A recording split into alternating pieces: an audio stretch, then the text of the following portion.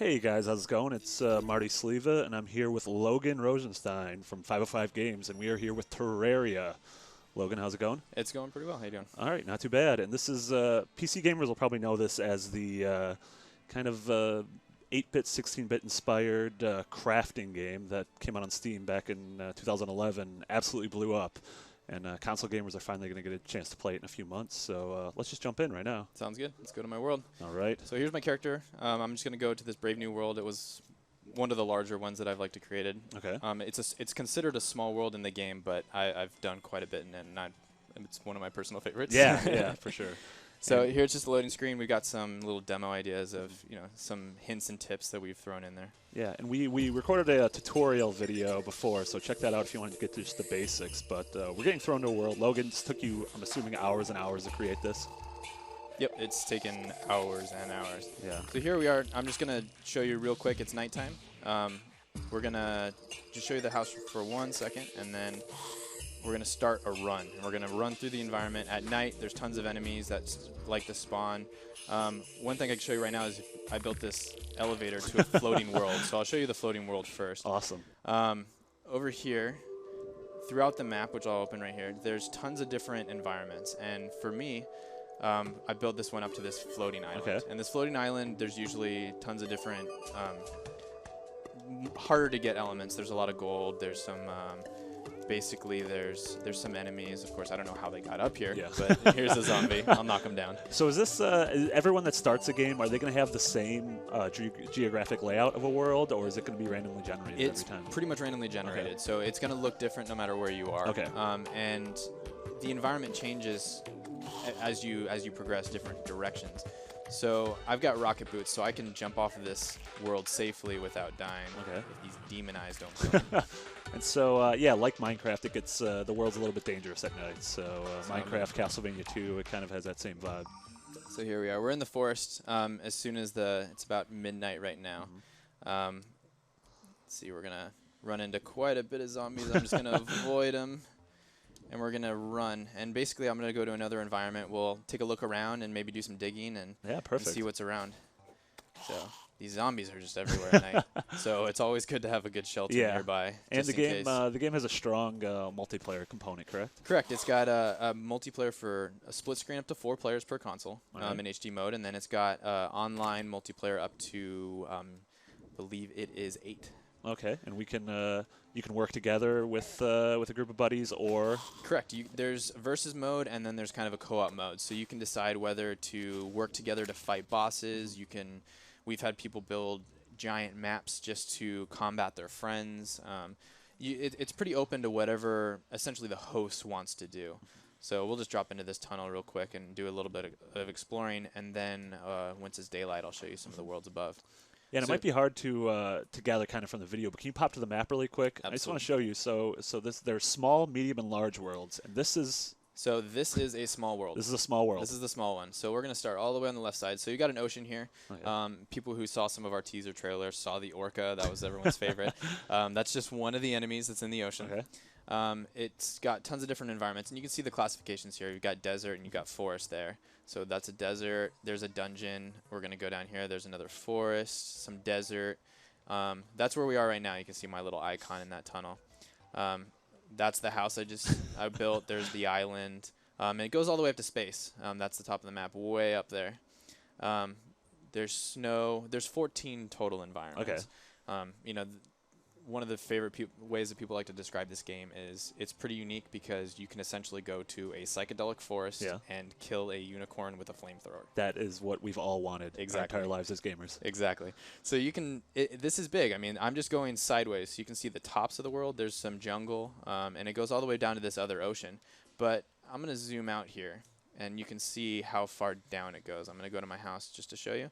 And we're going to go down all the way to the fiery pits of hell. So we've got this massive area down below with lots of lava and enemy and lots of tunnels that we've built all the way down. So if you guys thought finding every nook and cranny in Symphony of the Night was tough, I think you're in for a world of hurting right here. Just on this map alone, I've probably gotten close to about maybe 75 hours Okay. just on this one. And you can see all the black area that I haven't Yeah. yet discovered. That's amazing. Yes. So it's big, and you know it's up to the player. If they want to do a huge world, it's huge. Yeah. So let's do some digging. I'm just gonna kill that guy real quick. That was I don't know what you just did. This but I is like a flamethrower. Okay. So that's an autopilot mode. This is gonna be manual, so I've got pretty good control. Autopilot is just gonna be point that little in the general direction you want to go. That's good. I've got a drill and I've got a pickaxe. So just to show you, now that we're in auto mode, I'll just do some digging in that general direction. And it's basically just going to select the closest ones that you most likely want to chop just to dig. So I'm going to go down. You can go at angles. You can do whatever you want. And then if you're also just, you know, got the correct equipment, you can do a drill. Go a lot faster. So we should be getting probably pretty close. And the big difference between the this console version and the PC version is that PC was a click-heavy affair. Correct. If you wanted to chop down a tree, you're clicking the mouse a lot for every single strike. So we'll chop down a tree right here. So basically the auto control just selected the base of the tree since I've got my axe selected. And I just hold down the trigger. And as long as I hold it, it's going to chop. And it makes it a lot easier and a lot finger-friendly, I guess I would say. Yeah. There's going to be a feature later on for advanced users to kind of alternate one or two features in the controls. But for the most part, the controls are very easy to use. I've played quite a bit of the PC version. I've played quite a bit of the console version, as you can tell. And the controls are very intuitive and very easy to use. I feel like this is the when I was a kid playing you know, something like the original Castlevania or Legend of Zelda, and I always got bummed out when I got to the edge of a map. I feel like this is, you know, this is kind of my punishment. It takes a while to get to that. Yeah. But you can see the moon cycle going through there. One of the features that possibly might be in the next build is they're deciding whether or not to shorten the night cycle. Okay. But you know, it's just a, you know, this is a beta version, and it might be finalized later on. Can you go into your house and like sleep the night through, or is it you have to endure the entire night? You can go in your house. That's actually a good question. I've never actually tried, but I'm usually at nighttime I'm either underground exploring or in my house crafting. I use that time basically to either spend indoors or somewhere where I can gather materials where it's more relevant. And so there's no like experience system. It's all you're gathering materials. That's, you know, ostensibly your experience. Correct. Your experience is based on your inventory. Okay. So you collect different items and you use those items to as ingredients to build armor, to build weapons, to build potions, to build houses. There's hundreds of different items you can do, literally hundreds of items. And so it's up to what you want to do, exactly how you want your house to look, how you want your character to look. You can see here, I'll go to that menu.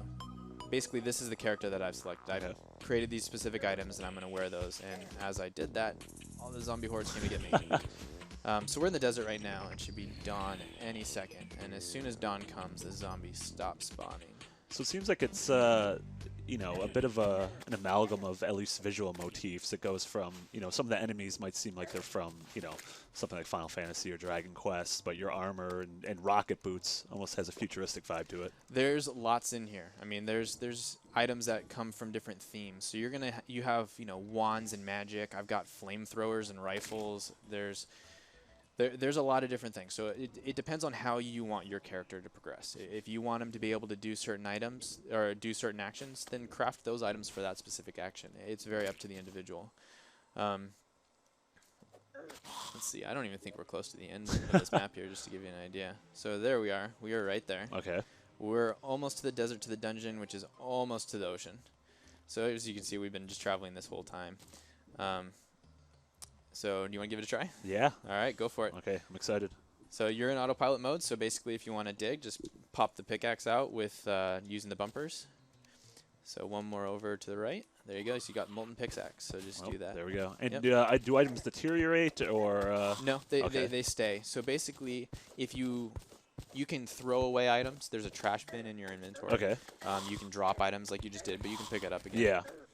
And then in certain hardened modes for the character creation, if you want to be, let's say, the elite Terraria player, you can set it so that when you die, you lose your equipment. Oh, wow. So I like to keep my stuff. Yeah, yeah. So personally, if this character goes, I've still got all my gear. So is there, say you put in 100 hours over the past few years into the PC version. Is there going to be a reason for those people to come back and, give it a try on PSN or XBLA? There's quite a bit of new content for this. For the console version, there's all the environments are the same. There's all the same items, but there's actually new items now. We have some new end armor. We've got new end bosses, some final bosses. We've got pets. So we got basically there's a UK box version that gave you the ability to have a pet rabbit. Okay. In this version, there's several different pet options that are going to be available. There's the split screen multiplayer that's unique to the consoles, and the tutorial. Okay. And so mainly, if you play the PC version, chances are you know the game.